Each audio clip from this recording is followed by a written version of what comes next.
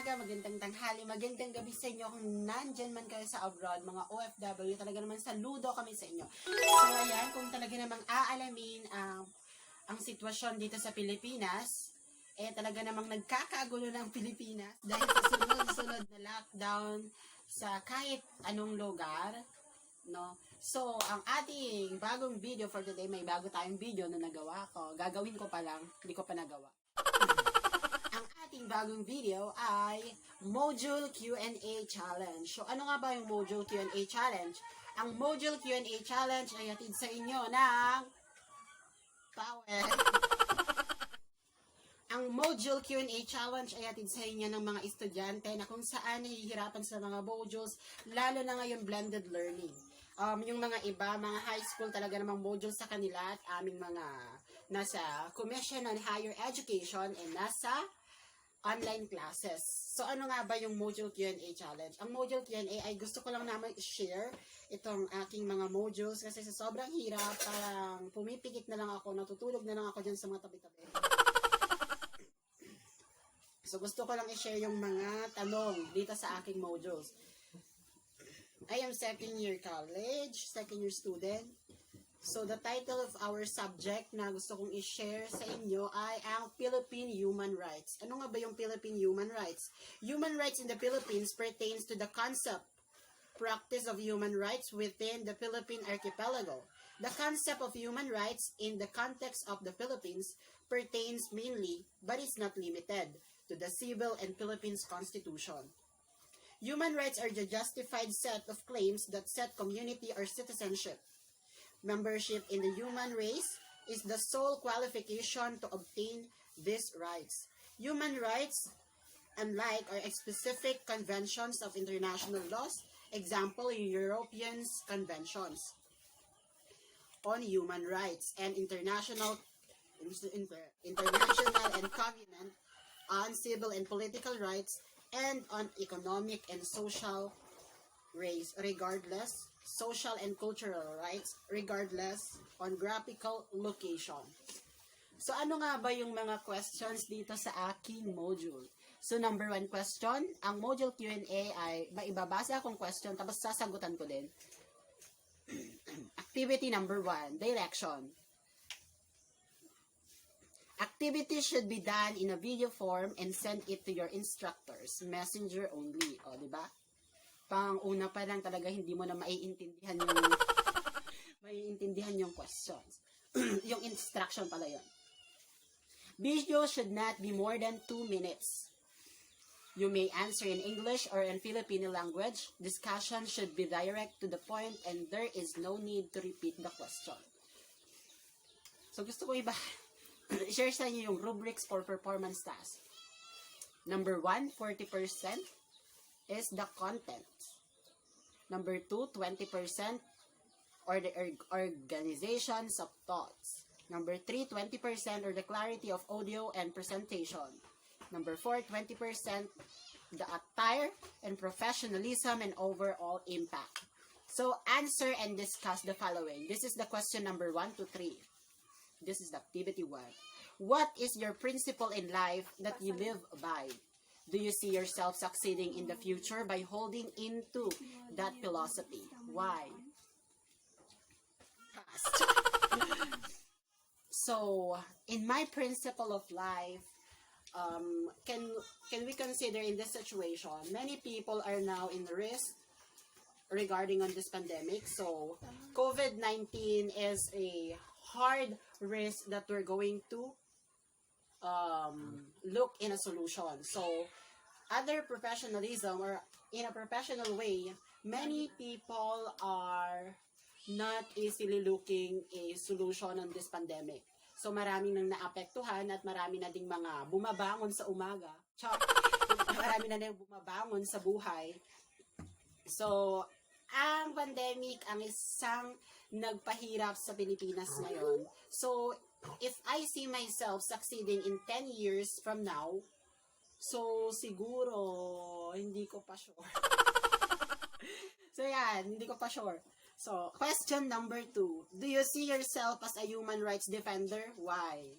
Yes, I see myself as as a human rights defender because what is ano nga ba yung saysay ng ating pagka pagka citizen dito sa Pilipinas kung hindi mo pa may paglalaban yung karapatan mo bilang isang tao.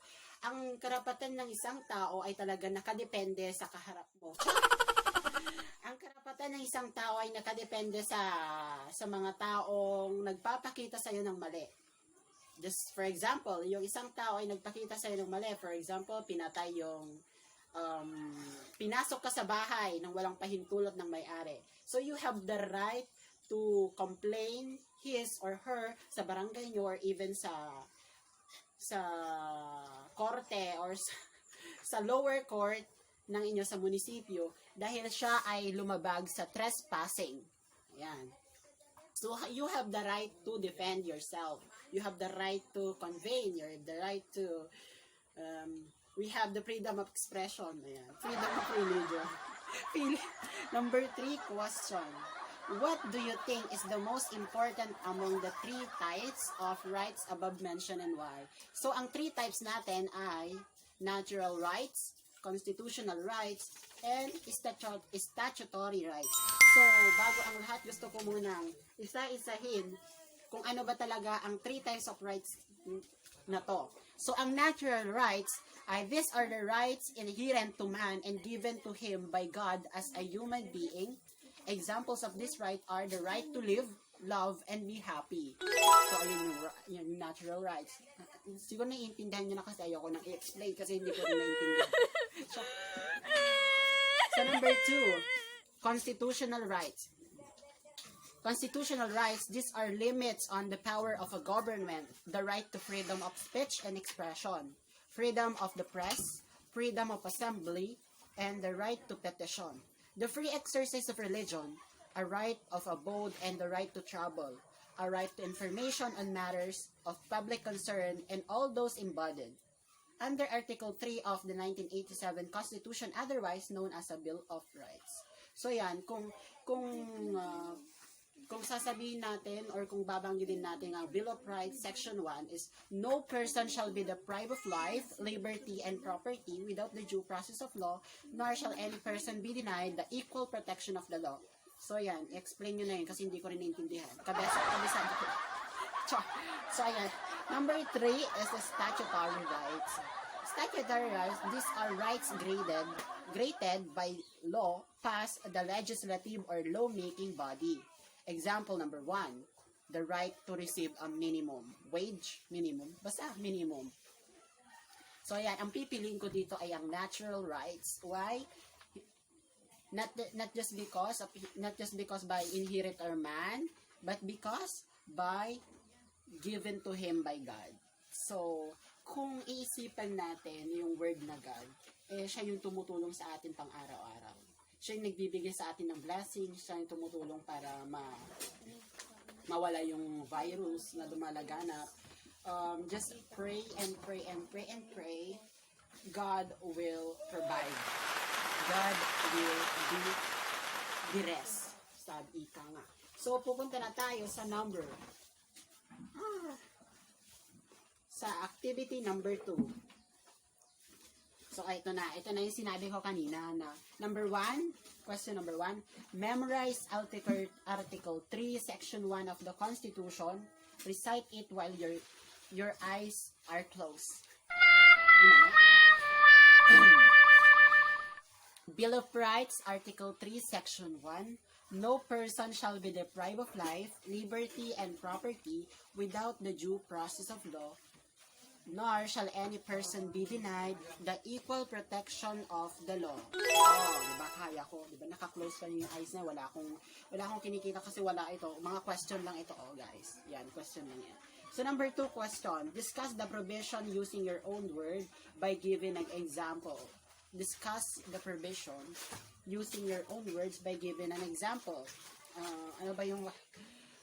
So, no person. So, kapag sinabing no person shall be deprived, walang taong masasayang yung buhay. So, walang taong masasayang ang buhay ng walang patutunguhan. So, kapag may buhay na nawala, syempre, kapag buhay na nawala, meron niyang kaakibat na